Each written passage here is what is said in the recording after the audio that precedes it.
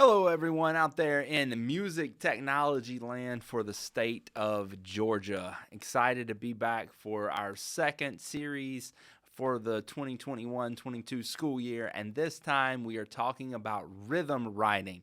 And I want to really focus on the idea that we are rhythm writing using a DAW and rhythm writing for the non musicians. I think it's really important that we remember that we're the type of music class that serves the other 70%. A lot of times we got 30% of our students in the school that comprises chorus, orchestra, band. Maybe the percentage is even less at your school.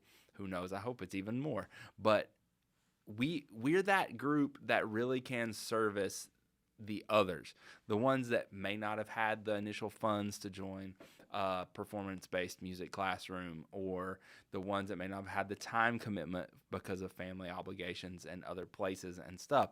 So it's important to remember that a lot of times we are dealing with musicians that well, maybe I should say future musicians. We've got to give them the skills to become musicians. And I think the most basic level of musicianship has to start at the rhythmic aspect. So I always say in my classes that we are looking at five different elements of music, which are rhythm, melody, harmony, form, and expression. And within those, we really got to dig in. And the first one I always dig into is rhythm. So I want to just take an opportunity to kind of get in here and talk about rhythm writing first. And what is rhythm? Well, rhythm is how music moves in relationship to time. And that relationship to time is extremely, extremely important. And what do we mean by time? Does that mean how music moves in relationship to the seconds that are on my clock? Well, yes and no, right? Music cannot be experienced like a picture. We can't look at the picture for a second and have, or we can look at a picture for 1 second and have experienced the entire picture. Maybe we didn't pick up on all the nuances of that picture, but we at least experienced the entire picture. There's no way to really do that with music. You can't just like look at a music file and be like, oh, well, I know exactly what that is. No, it doesn't work that way. We have to experience it across time. But more so, what we mean is that music is experienced from the relationship of two ideas, which are pulse and meter. So now we are beginning to define these two things as pulse and meter. And you might say, oh, why do you suggest that those two things are both different? Well, let's get into that for just a second. I think it's really important that the students understand the difference between pulse and meter. So, if we're looking at the concept of pulse, this is the steady beat or the tempo that defines the rhythmic characteristics of the music. Every song that you listen to, whether as we as musicians know, we can have symmetrical meter or asymmetrical meter, but it's defined by some sense of steady pulse. And that's really important that we feel that. It's often what we set our metronome to as we practice. It's what the conductor is conducting. It's the beat that drives the music. We got to have that steady pulse, and it's important to help students understand what that pulse is. And there are lots of different activities that can help students be able to access pulse and understand pulse better. Then we get to the concept of meter. And meter is more how the pulses are grouped together in order to create a measure or a phrase structure. So, one thing that I always listen to projects or songs with my students as I'm teaching about this, and I have them clap along to the steady pulse of a song. And then my go-to question is always, can you tell me if any one of those claps that you just made, or the meter or the pulses that you just showed to me, is more or less important than any other? And I get a mixed bag of results, and I kind of have them argue with one another about which one is more important or which one is less important, and until we finally get the idea that there is a downbeat and it's significant. There's tons of songs out there. Almost any song you can go. Make sure to show them examples in 4 and 3 so that they can see there are different meters as well. So, pulse and meter. The students must understand these concepts in order to be able to understand the music writing within a DAW. So as I said before, seeing them physically react is probably the best way to assess their understanding of pulse and meter. When you present a song, are they able to physically show you that they understand on their body somewhere, whether it's clapping, whether it's stamping, whether it's jumping, whether it's walking around the room, whether it's something. Get them up, get them moving, make sure that they are literally physically feeling pulse and meter. Pulse and meter are often associated with dances, and we can use that idea of dancing and moving around to be able to generate the idea of pulse and meter. I talk about dancing a lot when I'm talking about rhythmic understanding with students, for sure. So some pulse activities to get the students up and moving. As number one rule here is think like an elementary general music teacher. This, in its essence, is reminding them of the things they learned in their elementary general music classes. So this needs to be fun. This needs to be active. The students need to be moving.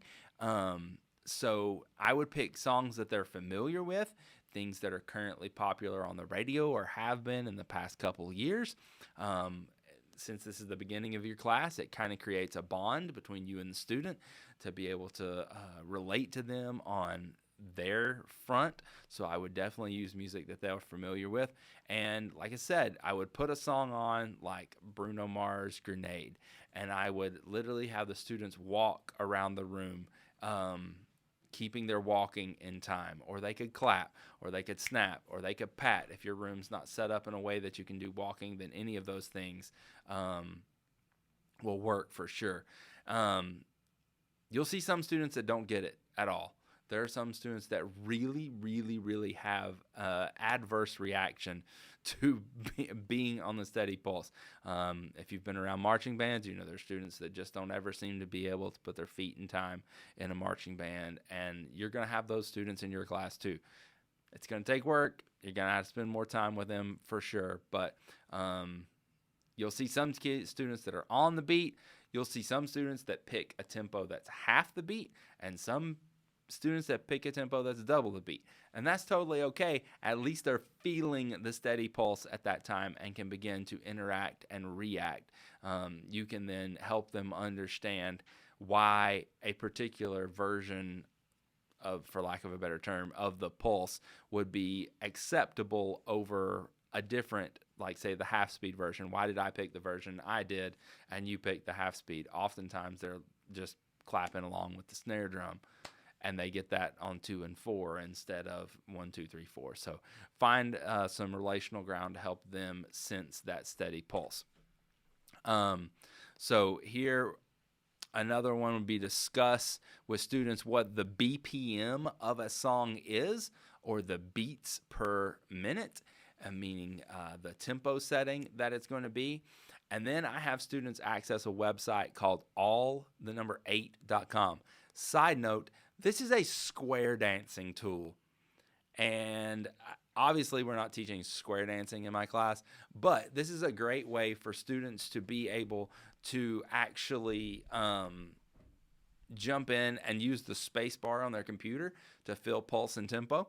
So I'll put a song on, and I'll have the students click the space bar in time with the song, and then stop the song and pick a few students to call out different answers, and then see who's the most accurate with the tempo that I believe I tapped with a song. And generally most of them are very close. Some of them, again, will be double the tempo. Some of them will be half the tempo, and helping them understand that that's okay. They're still feeling the right steady pulse is important. But the big thing I'm watching for is students that tap the bass line of the song or tap some other instrument that's not the steady pulse, and helping them get past the idea that you're tapping a particular instrument, but actually feeling the tempo marking within that. The meter activities, like I said, starting by asking the students if any beat is more or less important than any of the others. And I really like to have an argument where they have to defend themselves. That always makes them have to think about it more and kind of internalize that process more.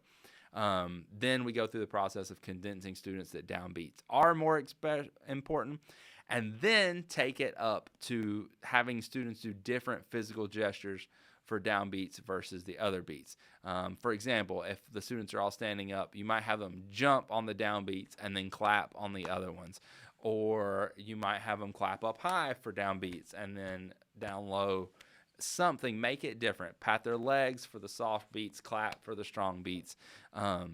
Something, and use different songs, some in 3, some in 4, but make sure they are physically feeling the difference. It's the fastest way to internalize the idea of rhythm into the body is through the feeling of it. In the end, I do kind of break down the rhythm tree down to 16th notes. I think this is important for the next part of learning, that we understand that there are different notes. I'm not necessarily expecting that they remember exactly what each one of these notes looks like. I'm more concerned that they feel what these notes feel like. I want them to feel what it's like to only play a whole note or clap a whole note per measure. I want to feel like what it's like to play half notes. And then we can mix up these rhythms a little bit along the way. You want the students to understand the rhythmic relationships more than they understand the rhythmic look of classical music, because it's going to look completely different in a DAW, and we're going to see that in the next installment of this particular series about rhythms. I also like to have them play word games with basic rhythms, see if they can figure out how they would use the rhythms on the previous screen to say words like strawberry or pizza, different things like that, to be able to understand those rhythmic relationships. And then the final steps are being able to apply this to a beat map or a piano roll.